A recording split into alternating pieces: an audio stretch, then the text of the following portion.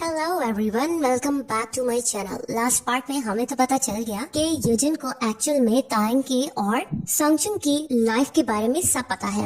अब यहाँ पर न्यू सीन दिखाया जाता है जिसमें हम देखते हैं कि बॉडीगार्ड आया होता है सॉन्गचुन की सिस्टर ली सॉन्ग के पास, और उसके पास वो पार्लर में अपने हेयर कट के लिए आया होता है। और एक्चुअल में उसका मकसद होता है कि वो ली सॉन्ग को बताना चाहता है कि एक बहुत ही सस्ता अपार्टमेंट मिल रहा है और उसका रेंट भी बहुत ज्यादा कम है। तो यहाँ पर वो जान के ये बात बताता है उसको, ताकि उसके जहन में ये बात आ जाए और वो अपनी फैमिली को फोर्स करे कि उन्हें वो जगह छोड़नी चाहिए और उस अपार्टमेंट को लेना चाहिए। यहाँ पर ली सॉन्ग कहती है, तुम ये सब कुछ मुझे क्यों बता रहे हो, मुझे कुछ अजीब लग रहा है, कोई मसला है तो तुम मुझे बताओ। तो वो कहता है, तुम इतनी ज्यादा मुझ पर शक मत करो, तुम खुद इस बारे में इंक्वायरी कर सकती हो। उसके बाद बॉडीगार्ड सॉन्गचुन को बताता है कि मैंने उसे कह दिया है। अब वो कहता है कि काश वो लोग जल्दी से वहाँ मूव हो जाए। उसके बाद हम देखते हैं सीन शिफ्ट होता है और सॉन्गचुन के पास कोई न्यू कैरेक्टर आता है। वो उससे आके बहुत फ्रेंकली मिल रहा होता है और उसे कहता है कि कितने दिन हो गए हैं और तुम्हें मुझसे अच्छी तरह मिलना चाहिए, तुम मुझे वेलकम नहीं कर रहे हो, क्या बात है। अब यहाँ पे वो बहुत परेशान खड़ा होता है। सॉन्गचुन को तो पता भी नहीं होता है ये कौन है। वो जल्दी से बहाना करता है कि हाँ बहुत टाइम हो गया है। वो उसे कहता है, क्या हुआ, तुम किस तरह एक्ट कर रहे हो। इतने में हम देखते हैं कि यहाँ पर तायंग का फादर आता है और उसकी स्टेप मॉम आती है और उनकी बातों से पता चलता है ये और कोई नहीं बल्कि उसकी स्टेप मॉम का ब्रदर है। बट यहाँ पर साफ नजर आ रहा होता है कि उसके आने से तायंग का फादर खुश नहीं होता है। वो उसे कहता है कि तुम्हें यूएस चले जाना चाहिए। उसकी सिस्टर कहने लग जाती है कि आप कैसी बात कर रहे हो, वो अभी तो आया है तो वो कैसे जा सकता है, वो कुछ दिन यहाँ ही रहेगा। यहाँ पे तायंग का फादर तो जाके अपनी सीट पे बैठ जाता है तो उसकी सिस्टर उसे लेके अपने साथ जाकर बैठ जाती है। एंड देन फ्रेंड्स, अब डिनर के बाद जब वो लोग अपने रूम्स की तरफ जाने लगते हैं तो यहाँ पे जोंग ताई, जो कि तायंग की स्टेप मॉम का ब्रदर है, सॉन्गचुन से पूछने लग जाता है कि तुमने तो बर्थडे पे भी अपने फादर को सरप्राइज कर दिया गिफ्ट देकर। तो इस बात पे वो कहता है, आपको क्या फादर ने बताया। तो वो कहता है, नहीं, मुझे यहाँ वहाँ से सारी रिपोर्ट मिल जाती है, मैं तुम्हारे बारे में सब पता रखता हूँ। अब यहाँ पे वो कुछ कहने लगता है कि उसका ब्रदर सॉन्गचुन का गला बहुत जोर से दबाने लग जाता है। यहाँ सॉन्गचुन बहुत परेशान हो जाता है तो वो उसे कहता है कि तुम्हारी हिम्मत कैसे हुई, मैं आया, तुमने मुझे हाय कहा, मैं तो हैरान हो गया, क्या तुम भूल गए हो कि स्टेट में क्या हुआ था। उस वक्त भी तुम्हारी हिम्मत नहीं हुई थी मेरे आगे कोई ऐसी वैसी बात करने की, और तुम अब मुझे कैसे जवाब दे सकते हो, तुम्हारी हिम्मत कैसे हुई, तुमने मेरी आंखों में आंखें डाल के बात की। उसके बाद यहाँ पे सॉन्गचुन तड़प रहा होता है, वो उसे छोड़ता है और कहता है कि तुम्हें पता है ना कि मैं क्या चीज हूँ और तुम्हें मेरे साथ किस तरह रहना है, तो मैं अब यहाँ रहने आया हूँ और आखिरकार हम फैमिली है तो तुम्हें मुझे देखकर चलना पड़ेगा।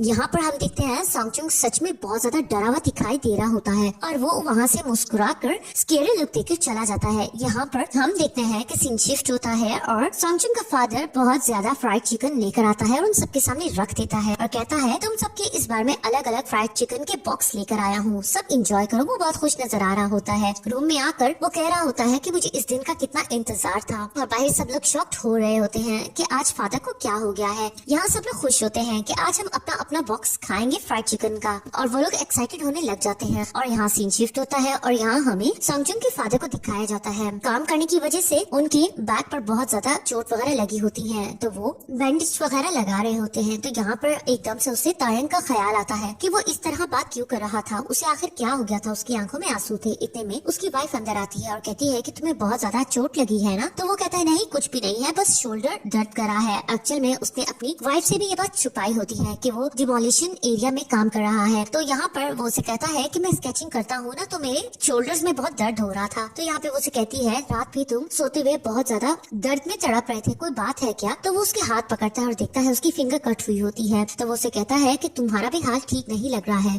फिर वो उसे कहता है कि तुम इससे अच्छा डिजर्व करती थी, मेरी वजह से तुम्हें कितनी मेहनत करनी पड़ रही है। वो उसे कहती है, तुम किस तरह की बातें कर रहे हो। वो कहता है, आज मैं बहुत खुश हूँ, आज मैं चिकन लेकर आया हूँ, फ्राइड चिकन खा के मेरे बच्चे बहुत खुश होंगे। यहाँ पे वो उसका थैंक यू करने लगती है और कहती है कि मेरी ख्वाहिश है कि तुम अपने कॉमिक्स बुक खुद बनाओ, मैं चाहती हूँ तुम अपनी ख्वाहिश पूरी करो जो तुम लाइफ में करना चाहते हो। इस बात से उसका हस्बैंड बहुत ज्यादा इमोशनल हो जाता है और उससे गले लगा लेता है। वो दोनों अब एक दूसरे को गले लगाए ही हुए होते हैं कि इतने में हम देखते हैं कि ली सॉन्ग दरवाजा खोल लेती है और अपने फादर मदर को इस तरह देखकर बहुत ज्यादा एक्साइटेड हो जाती है और मुस्कुराने लग जाती है। और उसके बाद हमें सीन दिखाया जाता है सॉन्गचुन का, जो बहुत ज्यादा इस चीज से डर जाता है और वो बहुत तेजी से भाग रहा होता है। उसे अपने फादर मदर की बहुत ज्यादा जरूरत हो रही होती है और वो उनके पास भाग के आके खड़ा होता है। बाहर विंडो से वो अंदर का सीन देख रहा होता है कि यहाँ ये सब लोग फ्राइड चिकन खा रहे होते हैं और यहाँ पर उसका फादर तायंग के बनाए हुए कॉमिक कैरेक्टर्स को देख रहा होता है और बहुत ज्यादा उसकी तारीफी कर रहा होता है। और उसके बाद वो एकदम से वो स्केच देख देखता है जिसमें उसने संगजुन के फादर मदर की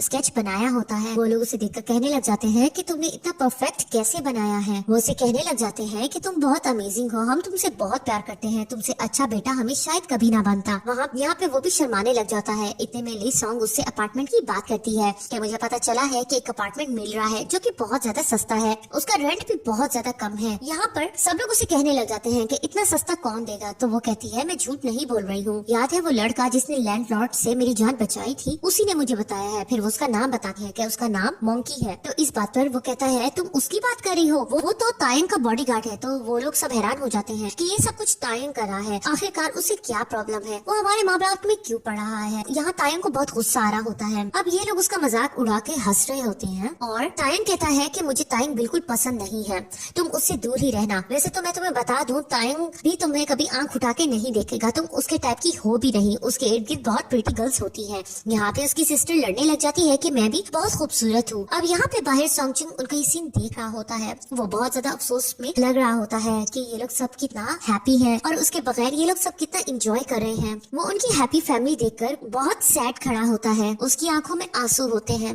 वो काफी देर उन्हें देखता रहता है, अपने आंसू साफ करता है और कहता है कि मेरे बगैर ही ये लोग बहुत अच्छा कर रहे हैं, इन्हें मेरी जरूरत नहीं है। और फिर वो बेचारा वहाँ से चला जाता है। सीन शिफ्ट होता है और नेक्स्ट डे हमें फिर से डिमोलिशन का दिखाया जाता है। आज वहाँ पे बहुत ज्यादा इमरजेंसी होती है क्योंकि प्रोटेस्टर आज बहुत ज्यादा तैयारी से आए होते हैं और यहाँ पे वर्कर्स बहुत ज्यादा परेशान हो रहे होते हैं। तो यहाँ पर हम देखते हैं कि सॉन्गजुन का फादर बहुत घबराया हुआ होता है और उसका बॉस उसे कह रहा होता है कि तुम मेरे पीछे ही रहना, मेरे तो बच्चे नहीं है, तुम्हारे बच्चे हैं, जान को खतरा हो सकता है। सीन शिफ्ट होता है, यहाँ पर हम सॉन्गजुन को देखते हैं जो स्पून को देता है और उसमें आज लास्ट डे होता है और उसे रात वाला सीन याद आता है कि किस तरह उसकी फैमिली तायंग के साथ खुश थी, उन्हें उसकी बिल्कुल भी कमी महसूस नहीं हुई। तो वो सोचता है कि मैं अब तायंग बन के ही रहूंगा। इतने में सॉन्गजुन की उसे कॉल आती है और वो उसे कहता है मैं तुमसे मिलना चाहता हूँ। अब यहाँ पे हम देखते हैं कि स्कूल में वो जाके सॉन्गजुन से मिलता है। सॉन्गजुन उसे कहता है कि तुमने हमें अपार्टमेंट ऑफर क्यों किया है, तुम ये सब कुछ क्यों कर रहे हो। वो कहता है नहीं, मैंने तो ऐसा कुछ नहीं किया। तो वो कहता है मैं अच्छी तरह जानता हूँ, तुम ये सब कुछ जूही की वजह से कर रहे हो। तुम चाहते हो कि तुम मुझे वो अपार्टमेंट ऑफर करो और मैं जूही को तुम्हें दे दूं और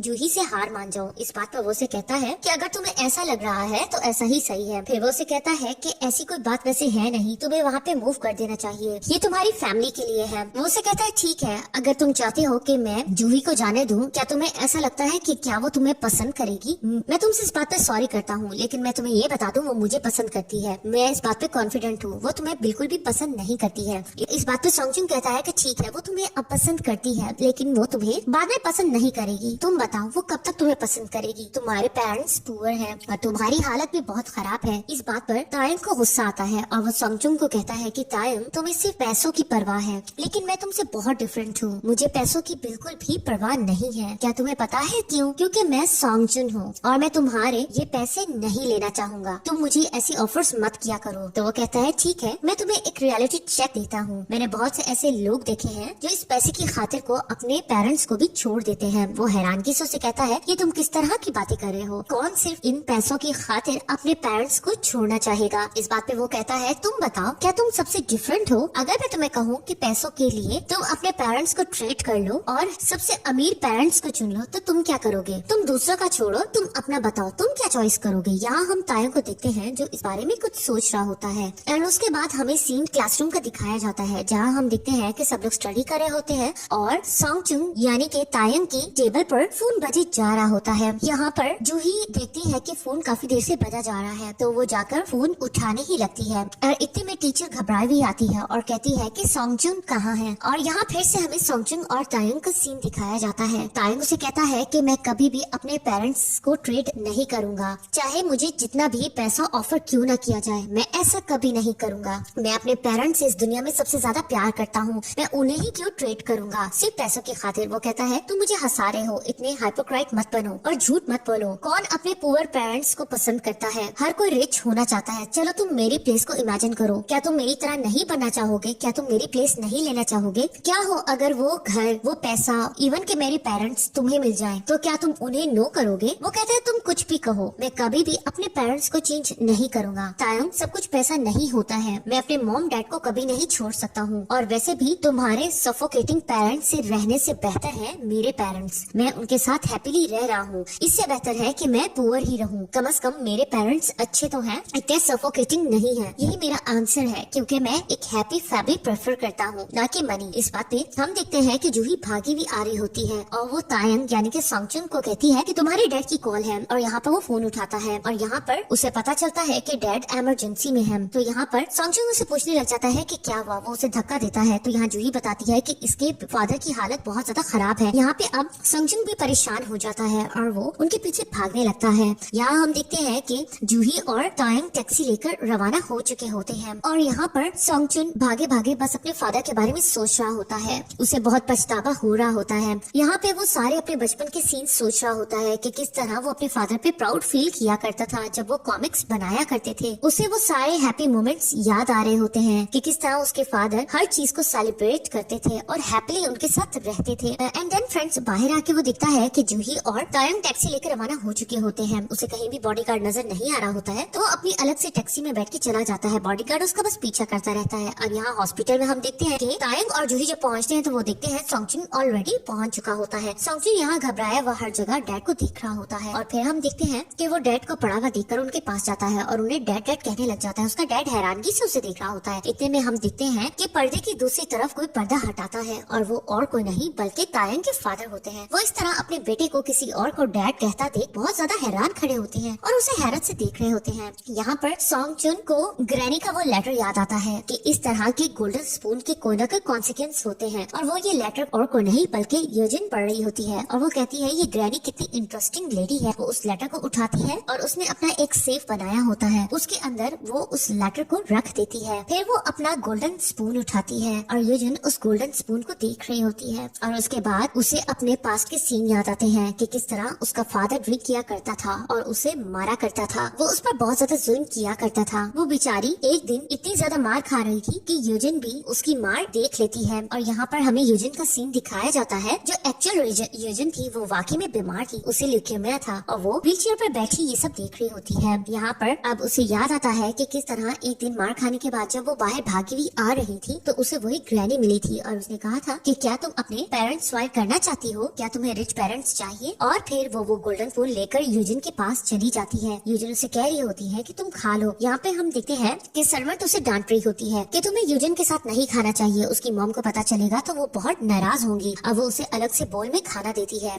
और यहाँ पर हम देखते हैं कि वो उसी गोल्डन स्पून से खाना खा लेती है। वो नारा को इस तरह खाना खाता देख रही होती है और उसके बाद उसकी सर्वेंट उसे कहती है ये तुम क्या कर रही हो, नीचे से उठा के नारा क्यों खा रही हो। और एकदम से यहाँ पर वो उसे कहती है यूजिन, तो वो उसे कहती है कि हाँ मैं यूजिन हूँ, यानी कि यहाँ पर यूजिन नारा बन चुकी होती है और नारा यूजिन बन चुकी होती है। एंड देन फ्रेंड्स, यहाँ पर वो यूजिन की पिक्चर्स देखकर बहुत ज्यादा मुस्कुरा रही होती है और मुस्कुराते हुए बाहर निकलती है। और गाइस इस मोमेंट पे हमारी ये एपिसोड खत्म हो जाती है। तो गाइस इसकी नेक्स्ट एपिसोड नेक्स्ट वीक आएगी। ये ऑनगोइंग ड्रामा है तो आप लोग पूरा वीक परेशान मत होइएगा और नेक्स्ट सैटरडे को इसकी एपिसोड में आप लोगों के लिए अपलोड कर दूंगी। ड्रामा बहुत इंटरेस्टिंग हो चुका है। देखते हैं नेक्स्ट एपिसोड में यूजिन और सॉन्गचुन क्या करते हैं। एंड गाइस मुझे सपोर्ट करने के लिए मेरे चैनल को आप लोग जरूर सब्सक्राइब कर दीजिएगा। Thank you so much.